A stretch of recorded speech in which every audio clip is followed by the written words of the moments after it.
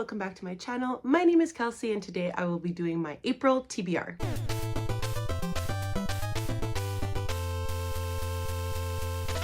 So I have a couple of vlogs for April that I would really like to see come to fruition. Just a prerequisite to this video. If you hear some like goo and gagaing and like breathing heavily, that is my little potato sitting right next to me. So he's just vibing, my biggest fan, watches me record. He's like right there, okay? Ignore him. So first, I just want to dive into the book that will be transferring over from March, and that is New Spring by Robert Jordan. This is book like 0.5 in the Wheel of Time series. It is the prequel book that follows Moiraine and Lan. You can pretty much read it anywhere in the latter half of the Wheel of Time series, but I am following along with Sandra over at Got a Thing for Things Wheel of Time read along, and they've read it before the next book, which is Knife of Dreams. So that's when I will be reading it. I'm very delayed in their read along. Obviously, they're way ahead of me, but it's just because I have been slowly putting off Robert Jordan's books just because I find them to be very, very, very difficult to get into. Apparently the slog is over.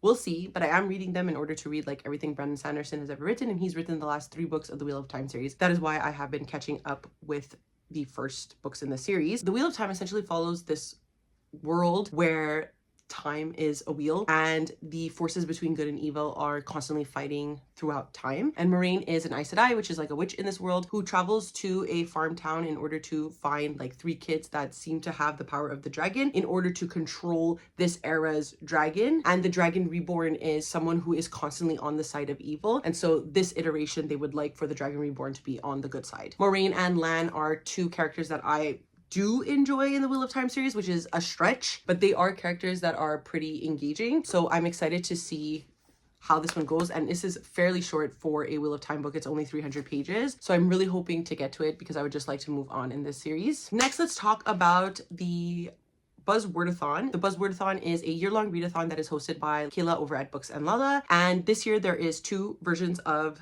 the readathon. So there is the Buzzwordathon. So this is a word in the title or a theme in the title, and you have to find a book that corresponds to that. And then there's also the book cover challenge, and that is to find books that have a specific theme or word again on the cover. This month for both, the word is animals, and it comes at a perfect time because I did have a vlog that I wanted to do, and the book covers and titles in this series both fall into this readathon challenge. So I figured it would be perfect just to knock them both out and not add more books to the TBR. So let's get into what this vlog will be, and that is to reread The Hunger Games and then move into the newest Hunger Games book that's been released. So the Hunger Games series follows a futuristic dystopian version of our world in a country called Panem. And Panem has 12 districts along with the capital. And the districts used to riot a lot because obviously the capital is full of the like rich bourgeoisie, and the districts are all meant to work for the capital. And each district has its own thing that they have to like create for the capital. In order to prevent the peasants from revolting, each district has to send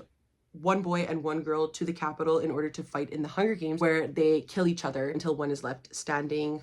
A battle royale of sorts if you've played Fortnite. So the first 3 books in this trilogy that I will be reading is Hunger Games, and this follows Katniss Everdeen. She is the girl tribute selected to fight in the Hunger Games in the 74th, I believe, Hunger Games, because the Quarter Quell is in the Catching Fire, so I'm pretty sure it's the 74th. For someone who's read this book like 7 times, you would think I would know. The first trilogy starts with The Hunger Games, Catching Fire, and then Mockingjay. All of these obviously have birds on the cover, so that would fit for the theme of animals for the book cover challenge. So I will be rereading these. This is one of my favorite series, so I absolutely adore it. I've listened to this on audio before as well, and I've loved the audiobook, so I will be listening to it that way to knock these out. These are the newest anniversary editions, and I had to buy them because I just thought that they were so beautiful. And then for the first time, I will be rereading The Ballad of Songbirds and Snakes. So that's where the title of animal will come in for snakes, obviously. I have only read this 1 time. I did not like it,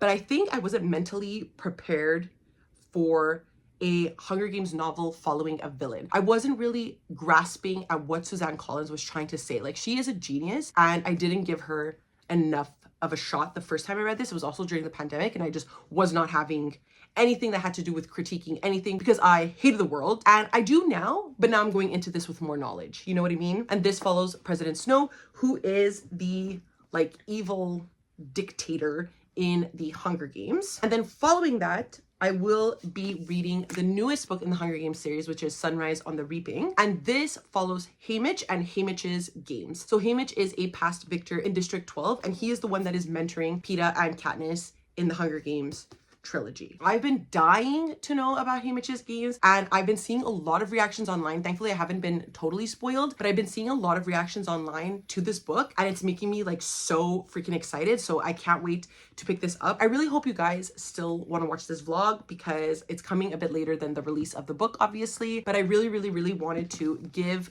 Sunrise on the Reaping a fair shot by rereading all of these, especially and specifically The Ballad of Songbirds and Snakes, because I want to be there for what Suzanne Collins is putting down. The next vlog I plan to do this month is to follow along a theme of one of my hyperfixations, which is Yellow Jackets, the TV show about lesbian cannibals, and I love that show. So I wanted to read some books that are like within the theme of Yellow Jackets, or their concept really reminds me of Yellow Jackets. So the first book I would like to get to for that vlog is Lord of the Flies. This is a classic book by William Golding, and it is essentially sort of one of the inspirations for Yellow Jackets. It's about a group of ordinary young boys who are marooned on this island, and it explores what happens to them as they are sort of left to their own devices and have to like kind of form a society to survive. Very reminiscent of Yellow Jackets because these girls have survived a plane crash out in the Canadian wilderness and are left to their own devices as well to survive until someone comes to rescue them. So Lord of the Flies, definitely a huge inspiration. I've never read this classic book, so that's really exciting for me. I do want to get into more classics this year, and so knocking one out with a theme that I really enjoy, like this theme of power corrupting all, is very interesting to me. Then the next book is the nonfiction or the real life inspiration for Yellow Jackets. So this is Alive by Pierce Ball Reid, and it is 60 Men, 72 Days, and Insurmountable Odds, a classic adventure of survival in the Andes. And this follows the plane that was carrying a team of rugby players that crashed into the remote snowy peaks of the Andes. 10 weeks later, only 16 of the 45 passengers were found alive. This is the story of those 10 weeks spent in the shelter of the plane without food and with scarcely any hope of a rescue. The survivors protected and helped one another and came to difficult conclusion that to live meant doing the unimaginable.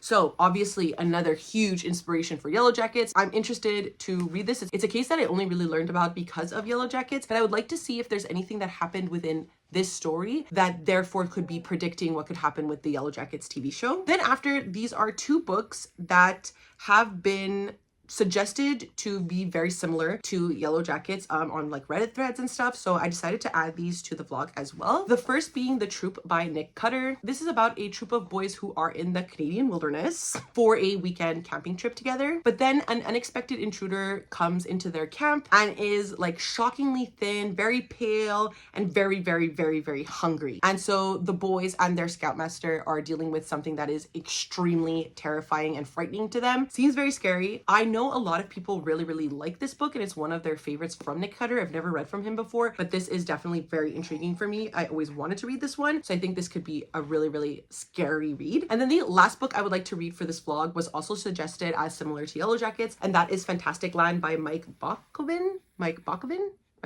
So this takes place in an amusement park named Fantastic Land, and when a hurricane ravages the Florida coast, the employees within the park are isolated. 5 weeks later, the authorities who rescue the survivors find this like scene of horror. Photos soon emerge online of heads of spikes outside of rides and viscera and human bones littering the gift shops. How could a group of survivors, mostly teenagers, commit such terrible acts? How could they? I would like to know.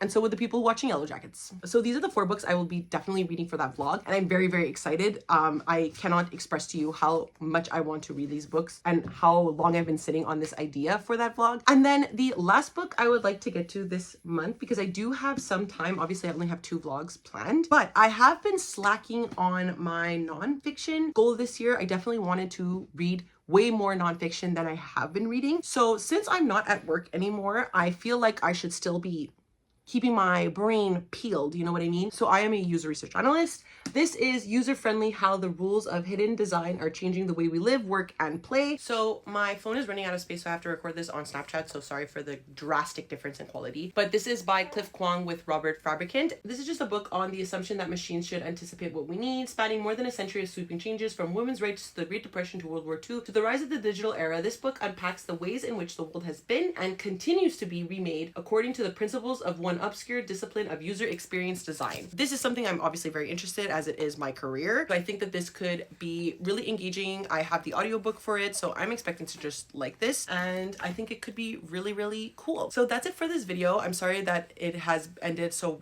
weirdly and abruptly. If you would like to follow me on any of my other social medias, I do leave a link down below to my Twitter, Goodreads, and Instagram. If you would like to follow me there. Of course, we are in an oligarchy. One day these might be deleted of my own fruition because I find them weird and I don't like that these people are controlling our lives.